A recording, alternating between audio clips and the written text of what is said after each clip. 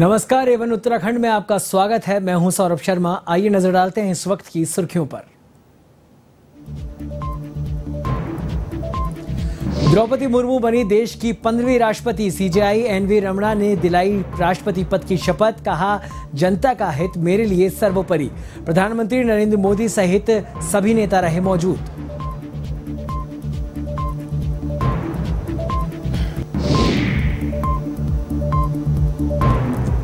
उत्तराखंड के मुख्यमंत्री पुष्कर सिंह धामी का दिल्ली दौरा। राष्ट्रपति शपथ ग्रहण समारोह में की शिरकत, तो केंद्रीय मंत्री नितिन गडकरी से की मुलाकात। राज्य में चल रहे विकास कार्यों पर की चर्चा।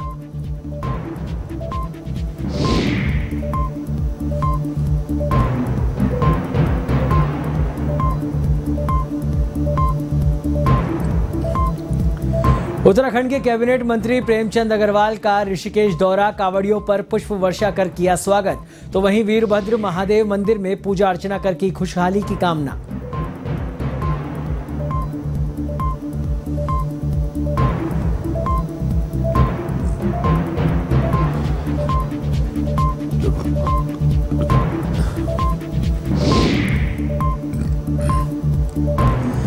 देहरादून के कांग्रेस मुख्यालय में प्रदेशाध्यक्ष करण महारा की प्रेस वार्ता। अवैध खनन को लेकर प्रदेश सरकार पर कसा तंज। कहा, राज्य में खनन का कारोबार चरम पर।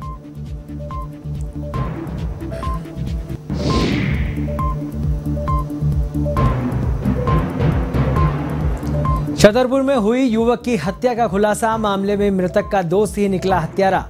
खाने में जहर मिलाकर की गई थी हत्या।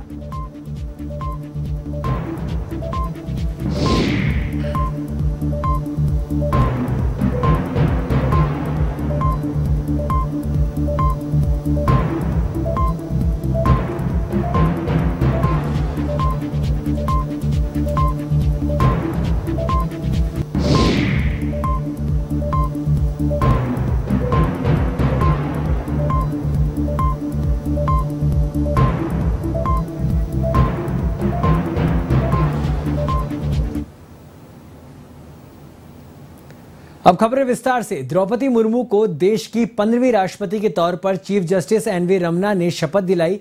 वह देश की पहली आदिवासी महिला राष्ट्रपति हैं। बता दें कि द्रौपदी मुर्मू ने संसद भवन के सेंट्रल हॉल में देश के सर्वोच्च संवैधानिक पद की शपथ ली।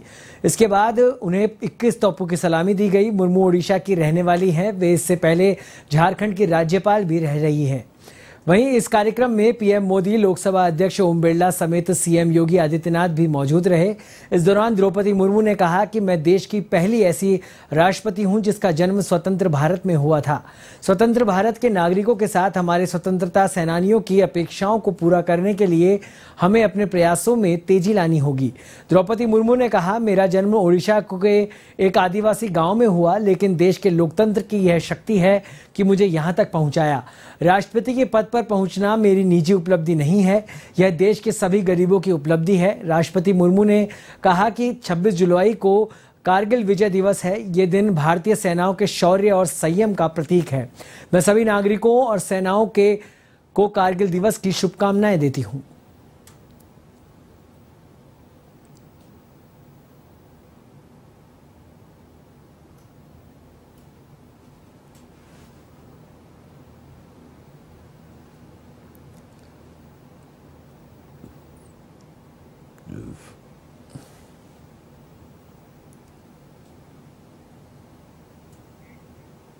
उत्तराखंड के मुख्यमंत्री पुष्कर सिंह धामी दिल्ली दौरे पर है, जहां उन्होंने द्रौपदी मुर्मू के राष्ट्रपति शपथ ग्रहण समारोह में शिरकत की।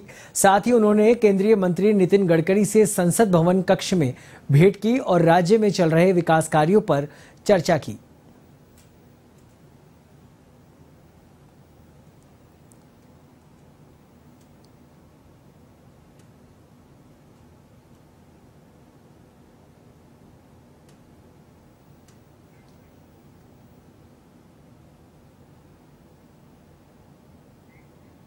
खबर देहरादून से है, जहां महिला एवं बाल विकास मंत्री रेखा आर्य का एक आदेश विवादों में बना हुआ है। विवाद को बढ़ाता देख कैबिनेट मंत्री ने इसे पत्रकारों के लिए गलतफहमी बताया।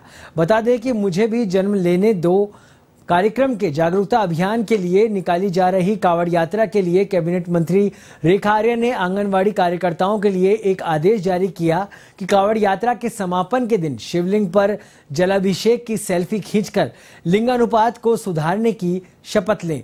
यही नहीं, आर्य ने सेल्फी खींचने के बाद फोटो को विभागीय ईमेल आईडी पर शेयर करने को भी कहा।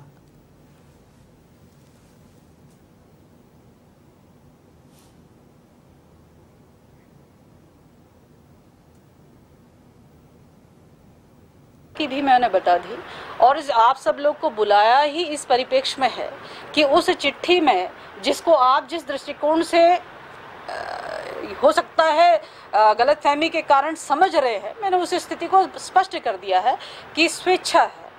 आप यहाँ बैठे भी कर सकते हैं, भेज भी सकते हैं, नहीं भी भेज सकते हैं, नहीं भी कर सकते हैं, कर भी सकते हैं। ये आप सबकी स्वेच्छा पर है, हमारे पूरे डिपार्टमेंट की स्वेच्छा पर है और मुझे लगता है कि ये ऐसा कार्य नहीं है जिससे रेखा आर्या का ही भला होना है। खबर उत्तराखंड के देहरादून से है, जहां कांग्रेस मुख्यालय में कांग्रेस प्रदेशाध्यक्ष करण माहरा मीडिया से मुखातिब हुए। पत्रकारों से बातचीत में राज्य में हो रहे अवैध खनन को लेकर प्रदेश सरकार को आड़े हाथों लिया। उन्होंने बीजेपी सरकार पर आरोप लगाते हुए कहा कि राज्य में खनन का कारोबार चरम पर है। सरकार के संरक्षण में खनन की रॉयल्टी का राज्य में खेल हो रहा है। राज्य में अवैध खनन पर प्रदेश सरकार रोक नहीं लगा पा रही है। वहीं कांग्रेस प्रदेशाध्यक्ष ने सहकारिता मंत्री को तुरंत प्रभाव से हटाकर सिटिंग जज से पूरे मामले की जांच की मांग भी की है। दरअसल राष्ट्रपति चुनाव में वोट नहीं डालने के लिए प्रतिपक्ष नेता ने राजेंद्र भंडारी को शो कॉज नोटिस भेजा है।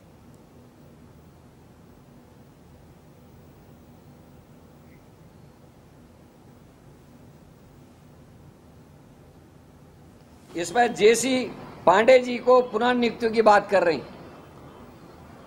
और इसमें मुझे 2-3 चीजें आपके संज्ञान में लानी है। इसी सरकार ने कहा था हम पुनर्नियुक्ति नहीं करेंगे ताकि नए लोगों को अवसर प्राप्त हो सके और बचत भी, सरकार के धन की बचत भी की जा सके। और जिस दिन ये पत्र जारी किया गया है उसके आसपास ही इसमें पीएमओ की जांच भी संबंधित अधिकारी के खिलाफ बैठाई गई थी। जिस व्यक्ति के खिलाफ पीएमओ से जांच बैठी हो उसको पुनर्नियुक्ति प्रदान करना अपने आप में बहुत ही संगीन और गंभीर इशारे करता है। उधम सिंह नगर के बाजपुर में बढ़ते बाल श्रम को रोकने के लिए उप जिला अधिकारी कार्यालय में एक बैठक आयोजित की गई, जिसमें उपखंड अधिकारियों और राकेश चंद्र तिवारी, श्रम परिवर्तन अधिकारी HR आर्य और व्यापार मंडल के पदाधिकारी मौजूद रहे। बैठक में व्यापारियों को बाल श्रम के प्रति जागरूक किया गया और 1 सप्ताह का समय दिया गया। इसके बाद यदि किसी दुकान पर कोई छोटा बच्चा कार्य करता हुआ पाया गया तो उस प्रतिष्ठान के खिलाफ सख्त कार्रवाई की जाएगी।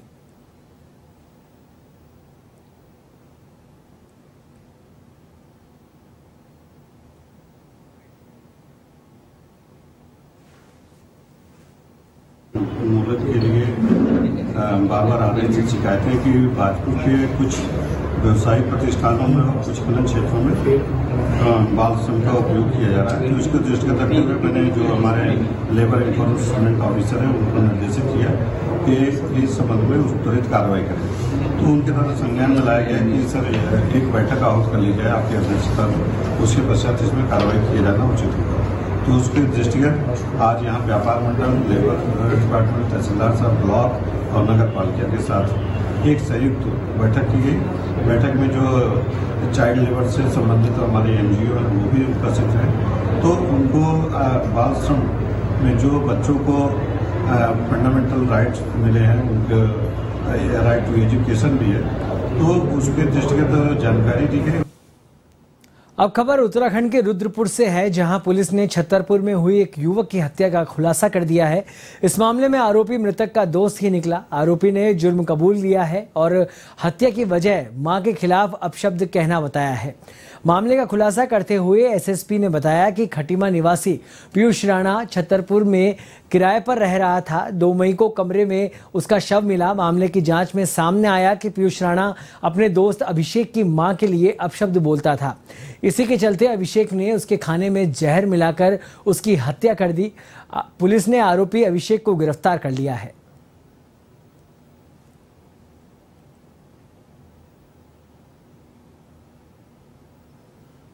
नीलकंठ महादेव का जलाभिषेक करने पहुंचे कांवड़ियों पर पुष्प वर्षा की। इस दौरान कांवड़ियों के साथ मिलकर कैबिनेट मंत्री ने बम बम भोले हर हर महादेव के जयकारे भी लगाए।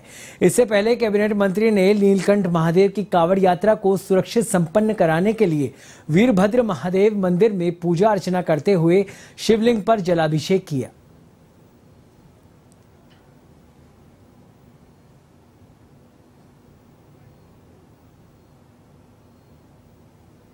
सोमवार है, आप देखिए कितनी प्रचंड यात्रा इस समय चल रही है। हर कांवड़िया मैं मान के चलता हूँ एक साधक है, एक वो तपस्वी है जो अपने स्थान से चल के और ऋषिकेश हरिद्वार आता है, यहाँ स्नान करता है, गंगा जल लेके फिर अपने अपने गंतव्य स्थल यानी शिवालय में जाके उस पर पैदल जाके और नाक के बल जाके और वो अपना शिवालय में जलाभिषेक करता है। ऐसे तपस्वियों को मैं प्रणाम कर रहा हूँ। आज हम सारे कार्यकर्ताओं ने पुलिस प्रशासन के साथ उनका सम्मान किया, पुष्प वर्षा की है, साथ में उनके लिए अल्पाहार जैसे फ्रूटी है, केला है, जल है, ये हमने देने का काम किया है। और हम आज अपने आप को धन्य समझ रहे हैं क्योंकि आज हमारे माननीय धामी जी ने, आपने देखा होगा पिछले दिनों जितने कांवड़िए थे उनके पैर धो के उनका सम्मान किया। अल्मोड़ा में भी सावन के दूसरे सोमवार को सभी शिवालय हर हर महादेव की गूंज से गुंजायमान रहे। यहां जागेश्वर धाम में सुबह से ही भक्तों का तांता लगा रहा। भक्तों ने भगवान शिव का जलाभिषेक किया और घर परिवार की खुशहाली की कामना की। आप पहले मंदिर में भगवान भोलेनाथ जी का निवास 1 महीने के लिए पृथ्वी पर रहता है, जिसमें से सोमवार का दिन भगवान भोलेनाथ जी का विशेष दिन माना गया है। इसमें समस्त भक्त लोग यहाँ पर आकर के शिवार्चन, रुद्राभिषेक, रुद्री पाठ, महामृत्युंजय जाप, अन्य अनुष्ठानों को संपन्न कराते हैं। कहते हैं कि इस दिन पूजन कराने से भगवान भोलेनाथ जी हर भक्त की मनोकामना पूर्ण करते हैं। तो भगवान जागेश्वर धाम में सोमवार का विशेष महत्व है। सोमवार के दिन जलाभिषेक करने से भक्त के सारे कष्ट। खबर मंगलौर से है, जहां कांवड़ मेले में आए श्रद्धालुओं ने सारे रिकॉर्ड तोड़ दिए। लाखों की संख्या में भक्तों ने रेला हरिद्वार गंगा जल लेकर अपने गंतव्य की ओर लौट रहा है और अब डाक कांवड़ का रेला भी अपने चरम पर पहुंच गया है। दिल्ली हरिद्वार हाईवे पूरी तरह डाक कांवड़ के हवाले हो गया है। कांवड़ पटरी पर लगाई गई फोर्स को भी हाईवे पर तैनात कर दिया है। पैदल कांवड़ियों को कांवड़ पटरी से ही निकाला जा रहा है। मंगलौर पुलिस ने नारसन बॉर्डर से मंगलौर तक हाईवे पर अनावश्यक लगे सभी रोड कट को बंद कर दिया है।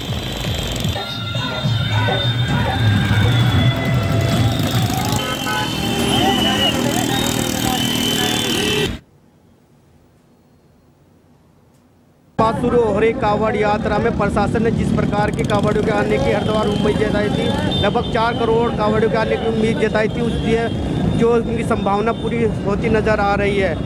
पैदल कांवड़ियों धीरे धीरे कम हो गए, अब डाक कांवड़ शुरू हो गई है। डाक कांवड़ में कांवड़िए रफ्तार की बाजी लगा रहे हैं। इस वक्त हम हाईवे पर खड़े हैं, मैं आपको दिखाऊंगा। ये NH-58 हाईवे है, यहाँ डाक कांवड़ शुरू हो चुकी है। काफ़ी तादाद में कांवड़िए बाइकों से रफ्तार की जंग लड़ रहे हैं और काफ़ी कांवड़िए यहाँ से गुजर रहे हैं। पुलिस प्रशासन भी पूरी तरह मौजूद है। काफ़ी कांवड़िए एक दूसरे से आगे निकलने के चक्कर में अपनी जान की बाजी तक लगा देते हैं। A1 TV के लिए मंगलौर से अकील अहमद। हरिद्वार से गंगा जल लेकर पहुंचे कांवड़ यात्रियों का किच्छा में जोरदार स्वागत किया गया। शिव कांवड़ सेवा संघ के बैनर तले श्रद्धालुओं ने कांवड़ियों का जोरदार स्वागत किया। इस मौके पर मारवाड़ी धर्मशाला में भंडारे का आयोजन किया गया। भगवान भोलेनाथ की पूजा अर्चना करने के बाद शिव भक्तों ने प्रसाद ग्रहण किया।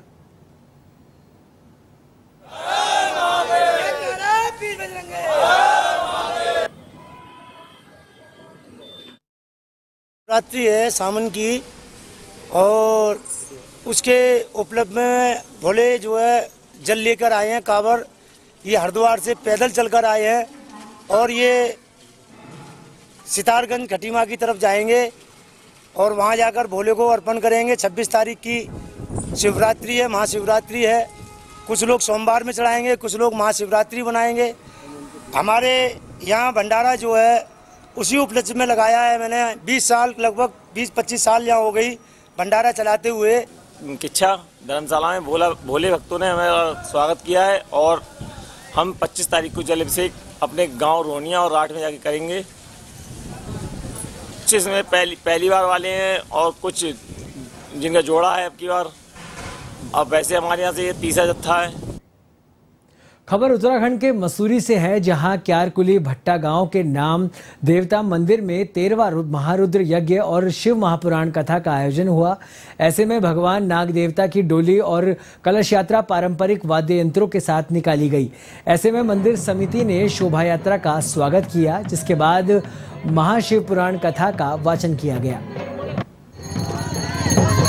आपको बता दें कि यहाँ पर नाग पंचमी का पर्व धूमधाम से मनाया जाता है, जिसमें मंसूरी, देहरादून और अन्य शहरों से बड़ी संख्या में श्रद्धालु पूजा अर्चना करने आते हैं।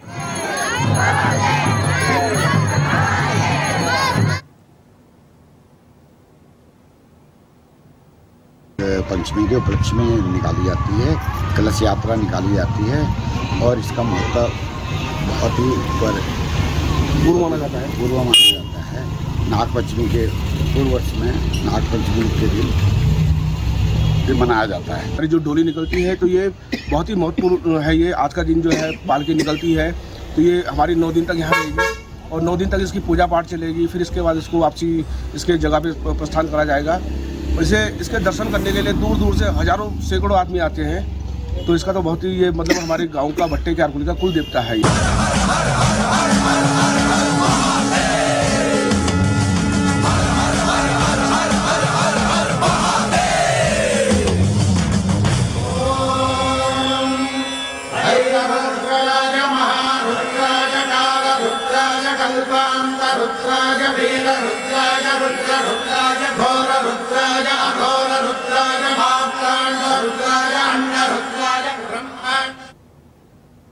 जनपद पौड़ी के डूंगरी गांव के पास एक हादसा देखने को मिला, जहां 2 युवा नहाते वक्त पानी में डूब गए। साथी युवाओं ने उन्हें बचाने का प्रयास किया, लेकिन वे भंवर में फंस गए। सूचना पर 108 मौके पर पहुंची और दोनों को 108 की मदद से जिला चिकित्सालय लाया गया, जहां चिकित्सकों द्वारा दोनों युवाओं को मृत घोषित कर दिया गया।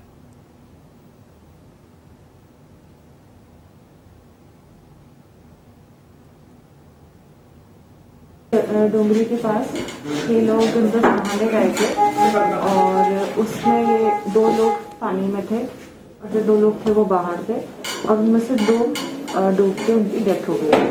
हमारे पास 108 से दोनों आई थी। दोनों जो आई है दोनों मोटमी का कमर। हम चारों दोस्त में नहा रहे थे तो हम अपना थोड़ा बहुत सब लोग नहाने वाले अलग ना सब अलग नहा रहे थे। तो मैं तो हमको तैरना नहीं था किसी को चारों में से, लेकिन थोड़ा बहुत किनारे में आने थे। उसका थोड़ा एक भाई वहाँ थोड़ा का देखता हूँ जो भी है।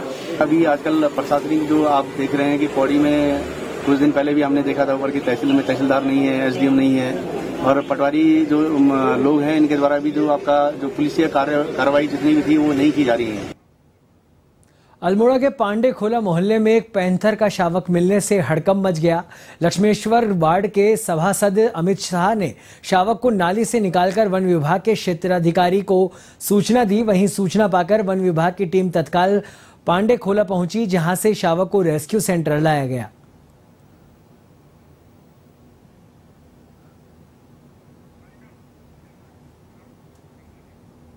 एवन उत्तराखंड में फिलहाल इतना ही। देश और दुनिया की तमाम खबरों के लिए आप देखते रहिए A1 TV।